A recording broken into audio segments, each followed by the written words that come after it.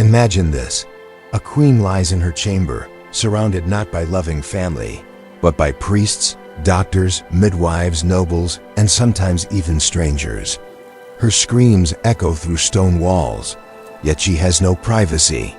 The air smells of wax, herbs, and sweat. Every eye is on her, not because they care about her pain, but because the fate of an entire kingdom rests on whether she gives birth to a healthy heir. For centuries, royal childbirth was not a private or peaceful moment. It was a terrifying public spectacle filled with secrets, strange rituals, and hidden tragedies. Behind the shining crowns and glittering palaces, the truth of how queens gave birth is darker than most people realize. Royal courts wanted to show the world that everything was perfect, but hidden behind the tapestries were stories of unbearable suffering, superstition, and cruelty. Childbirth was not only about bringing a child into the world, it was about politics, survival, and the desperate need to protect dynasties at any cost. Today, we're going to reveal the 7 most disturbing childbirth secrets the royals tried to hide from you. These are stories that history books often whisper about, but rarely explain in full detail. Some are shocking, some are heartbreaking, and all of them reveal just how dangerous it was to be a royal mother. So let's step back in time to the royal courts of Europe, Asia, and beyond, and uncover the hidden truths of childbirth in the most powerful families in history. Secret 1. The terrifying survival rate of mothers and babies. When we think of royal families, we often imagine wealth, jewels, and power. But no amount of gold could protect queens from the brutal reality of childbirth. For much of history, giving birth was one of the most dangerous things a woman could do. In fact, historians estimate that in medieval and early modern times, as many as 1 in 3 women might die during childbirth or from its complications. Even royal mothers with access to the best care of their time were not safe. The truth is, medicine was so limited that childbirth was like walking into battle, except the enemy was invisible. For queens, the danger was even worse because of the pressure to produce heirs. They weren't expected to have just 1 child. They were expected to have many, again and again, until a strong line of succession was guaranteed. Every pregnancy brought the risk of death. Take Jane Seymour, the 3rd wife of King Henry VIII. She gave birth to the long-awaited male heir, Edward VI. But within 2 weeks, Jane was dead, most likely from an infection caused by childbirth. Her victory in giving Henry a son also became her death sentence. Or consider Isabella of Aragon, who died at just 23 after complications in childbirth. Even queens who survived labor often suffered from injuries or illnesses that lasted their entire lives. Babies, too, faced terrifying odds. Many royal children never survived beyond infancy. Even if a child was born alive, diseases, infections, and malnutrition could claim them within weeks. This constant fear meant royal courts were obsessed with producing heirs, but terrified of losing them.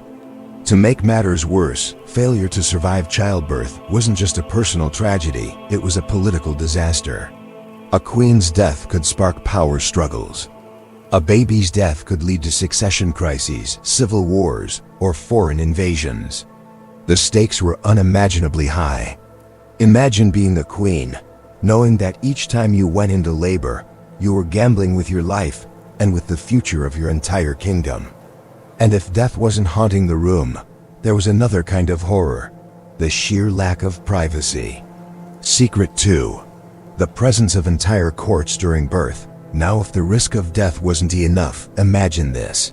You are in the most painful moment of your life, and instead of privacy, the chamber is filled with nobles, priests, ladies-in-waiting, and even random witnesses who barely know you. This wasn't an accident, it was by design. Royal births were treated almost like public ceremonies. Why? Because kings and courts needed to prove legitimacy. In an age filled with political conspiracies, rival claims to the throne, and whispers of infidelity, no one wanted doubts about whether a newborn was truly royal blood. So queens were often forced to give birth in front of witnesses to show there was no trickery. The baby had to be seen coming directly from the mother's body. There are records of French queens giving birth in rooms crowded with courtiers, nobles, and attendants.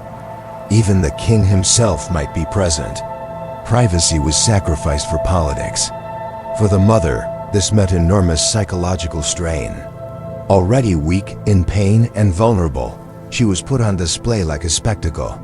Some queens begged for privacy, but tradition and politics usually won over compassion. One famous example comes from Marie Antoinette of France. When she gave birth to her first child in 1778, the room was so crowded with curious onlookers that she nearly fainted from the heat and lack of air. Later, reforms allowed for fewer witnesses, but by then the damage was clear. Royal mothers had no ownership of their own childbirth. Imagine the humiliation. In your most intimate, painful moment, you cannot cry freely, you cannot rest, you cannot even breathe properly, because dozens of eyes are staring, waiting for proof that your child is real. But beyond the crowds and politics, there was something even stranger: rituals and superstitions that filled the birthing chambers. Secret 3.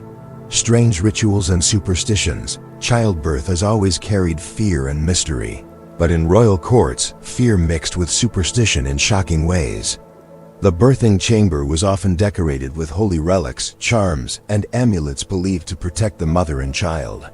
Religious leaders would bring crosses, statues of saints, or even pieces of supposed holy fabric to place under the bed or near the queen's body. It wasn't just medicine, it was a spiritual battle. In Tudor England, queens were surrounded with tapestries depicting biblical mothers, as if their images would give strength. In Spain, midwives sometimes whispered special prayers or tied protective ribbons around the queen's wrists. In some courts, astrologers were consulted to determine the safest time to deliver, or to predict the child's future based on the stars. But some rituals were much stranger. In certain traditions, mothers were given odd objects to hold during labor, like stones, animal bones, or herbs tied into little bags. These were believed to ward off evil spirits that supposedly tried to steal the baby during birth. And when things went wrong, panic often led to desperate measures.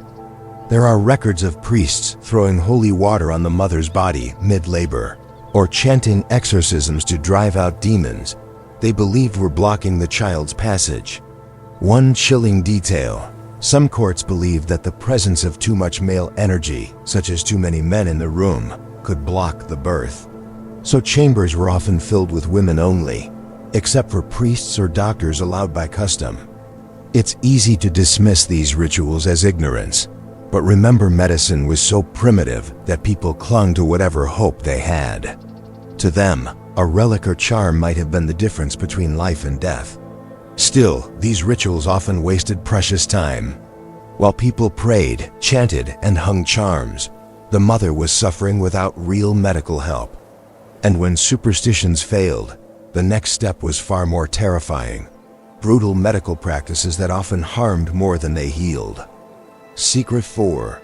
Brutal medical practices. If the superstitions were frightening, the actual medical practices of the time were even more disturbing. Royal mothers might have been surrounded by the finest physicians of their day, but finest didn't mean safe. It often meant dangerous, painful, and sometimes deadly. First, remember this: there was no anesthesia. Pain relief as we know it simply did not exist. Queens were expected to endure the agony of labor without anything to numb the suffering. Some were given herbal mixtures like opium, wine, or strange concoctions of crushed plants, but these were unreliable, sometimes poisonous, and often ineffective. Second, childbirth tools were crude. Midwives might use sharp instruments to try to pull the baby out if labor stalled. These instruments could cause horrific injuries to both mother and child.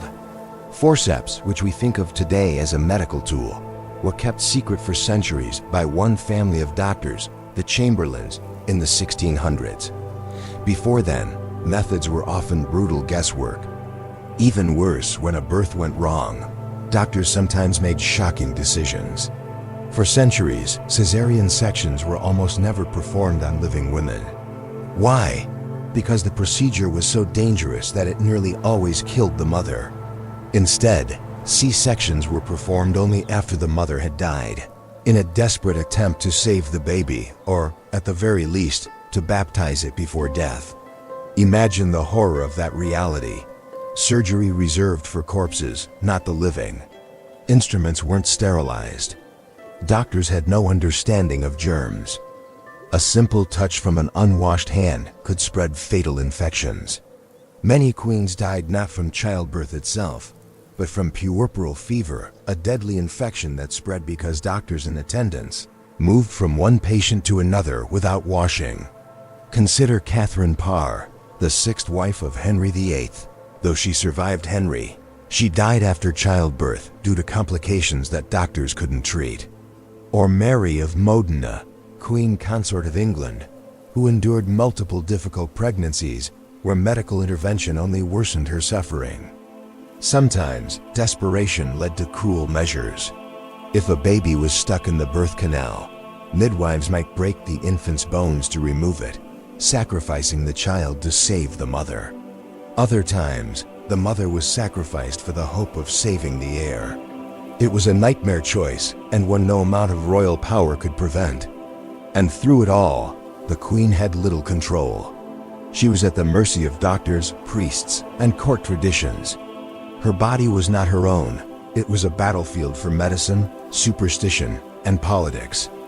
These medical horrors showed that childbirth in royal courts was not just painful, it was life-threatening theater. Every decision, every scream, every drop of blood was tied to the fate of nations. But medicine was only half the story.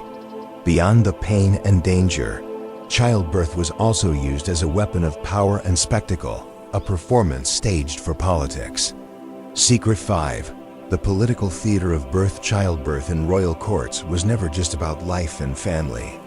It was a stage where power was displayed, dynasties were secured, and enemies were silenced. Every birth carried the weight of a kingdom's future, and so it became a kind of political theater. The most important role of a queen was to produce heirs, preferably sons. In many dynasties, daughters were seen as political pawns for marriage, but sons were the ones who could inherit the crown. This pressure created enormous tension around every royal pregnancy. The moment a queen went into labor, entire courts waited anxiously. Nobles, ambassadors, and rival factions gathered, hungry for news. Would it be a boy? Would both mother and child survive? If not, the political balance could change overnight. A daughter could mean disappointment. A stillbirth could mean despair. And a dead queen could trigger civil war. Take the example of Catherine de' Medici of France. For years, she struggled to produce heirs, and each pregnancy was a matter of state. When she finally gave birth to sons, it strengthened her power, but the long wait made her position at court fragile. Every labor was not only a personal battle, but a public test of her worth. Even the announcement of a birth was dramatic. Trumpets might sound, cannons might fire, and bells would ring across cities to proclaim the arrival of an heir. But these celebrations also had a darker side. They announced to the world whether the queen had succeeded or failed. When a boy was born, the court erupted in joy, sometimes showering the newborn with jewels and gifts. When a girl arrived, the celebrations were noticeably quieter. And when tragedy struck when a baby was stillborn, or died within hours, the court scrambled to hide the truth or spin the story to protect the dynasty's image. Sometimes, rumors were more powerful than truth. Enemies would whisper that a baby wasn't truly the queen's, or that a child had been secretly swapped. This is why so many courts insisted on witnesses. They wanted to crush suspicion before it began. Still, whispers and conspiracy theories often spread, feeding rival factions and rebellions. In the end, royal childbirth was less about the woman giving life and more about the kingdom's survival. The queen was both mother and performer. Her body turned into a stage for the continuation of power. But what happened when that performance failed, when heirs were lost before the world even saw them? That brings us to one of the most tragic secrets of all: hidden stillbirths and secret burials. Secret 6. hidden stillbirths and secret burials. Behind the grand ceremonies and royal announcements, there were also moments the courts desperately tried to hide. The heartbreak of stillbirths and infant deaths. For queens, losing a baby wasn't only a personal tragedy, it was a political crisis. A dead child meant no heir, no security for the dynasty, and often whispers of weakness or even divine punishment. To protect the image of strength, many courts chose secrecy. Stillborn children were often buried in silence, sometimes without even a public record. The news might never leave the walls of the palace. Officials feared that if enemies learned the truth, they might exploit it, claiming that the dynasty was cursed or that God had withdrawn his blessing. One haunting example comes from Mary Tudor of England, also known as Bloody Mary. She announced a long-awaited pregnancy, and the entire kingdom prepared for the heir. But her belly swelled not with life, but with what many historians now believe was a false pregnancy or a miscarriage. The shame and disappointment were so great that her reputation never recovered. In other cases, when babies were born dead, the burials were handled quietly, almost secretly. Tiny coffins were carried out in the dark, sometimes without the mother's knowledge if she was too weak to ask questions. Queens might wake up, still in pain from labor, only to be told that the child was gone and that it had already been taken away. The emotional trauma of this silence was crushing. These women weren't just monarchs. They were mothers. They felt the same grief any parent would, yet were rarely allowed to express it openly. Tears were seen as weakness. Mourning was often rushed, hidden, or forbidden entirely.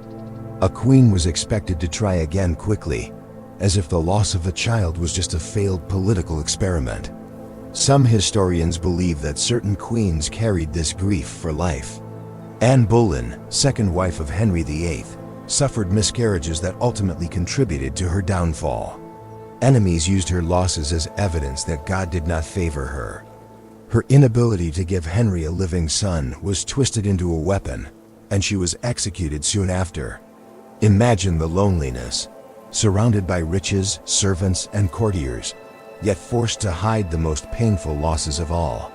Stillbirths were whispered about, but never honored. These children were erased from the public story of the dynasty. But silence did not erase the danger. Every stillbirth weakened the queen physically and emotionally. Each burial was another reminder that she was walking a tightrope between duty and death. And when the ultimate tragedy struck, not just the baby, but the queen herself, the results could shake entire kingdoms. Secret 7. The deaths of queens and the succession crises.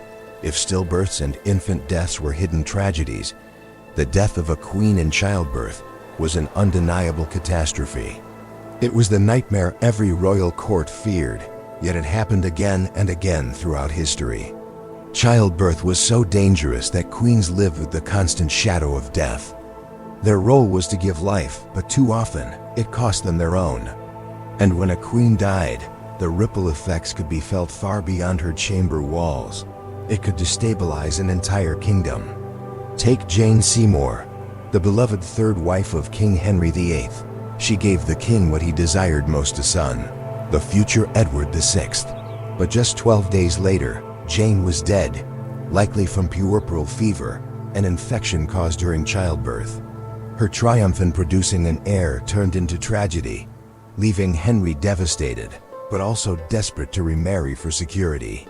Another example is Isabella of Aragon, who died at just 23 after complications in childbirth. Her death left her husband, King Manuel I of Portugal, both grief-stricken and politically vulnerable. The survival of dynasties was often tied to the fragile health of a single young woman. In France, Mary of Burgundy died after a fall from a horse while pregnant. Though not during labor itself, her death triggered a political crisis, showing how deeply a royal mother's body was tied to national destiny. Every time a queen died in childbirth, questions erupted. Who would be the next queen? Would the king remarry? Could the dynasty continue, or would rivals seize the chance to strike? Sometimes, these deaths even led to wars of succession, where families and nations tore themselves apart over who had the right to rule. What made these deaths even more haunting was the lack of choice. Queens could not refuse pregnancy. They could not decide to stop after 1 or 2 children. They were expected to risk their lives repeatedly, no matter how many times they came close to death. Some survived multiple labors only to die after their 10th or 12th pregnancy. Even when queens survived, many were left permanently weakened. Chronic pain, internal injuries, and depression often followed them for years. Yet these struggles were rarely spoken of in public, because showing weakness was seen as dangerous to royal image. Behind every glittering crown was a woman who had faced battles just as brutal as any king's war. Only her battlefield was the birthing chamber. And too often, she did not emerge alive. The death of queens in childbirth is perhaps the most disturbing secret of all, because it shows how fragile even the most powerful women were. Their lives were gambled away for heirs, for crowns, for dynasties. And in the process, kingdoms sometimes won, but families always lost. Legacy of hidden childbirth secrets. We often think of royalty as untouchable figures wrapped in silk and gold, safe behind palace walls. But the truth of royal childbirth shows us something very different. It reveals the fragility, the suffering, and the hidden costs of power. Behind every heir born to a throne, there was a mother who risked her life. Behind every royal celebration, there might have been a quiet burial no one dared to speak of.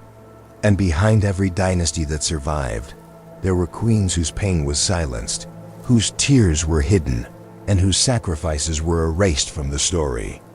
Childbirth in royal courts was never only about family. It was about politics, legitimacy, and control.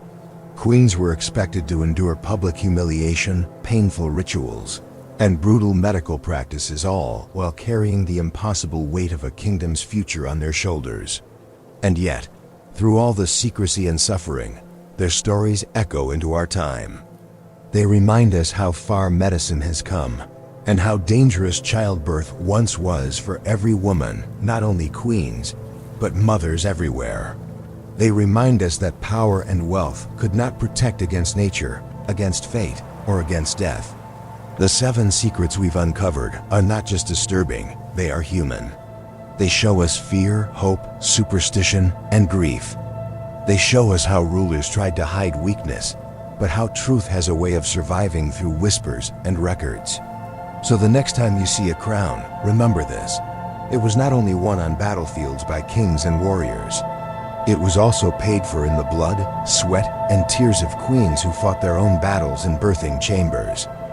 Battles that history tried to silence, but that we must never forget. Because behind the glory of royal courts lies a darker story. A story of mothers.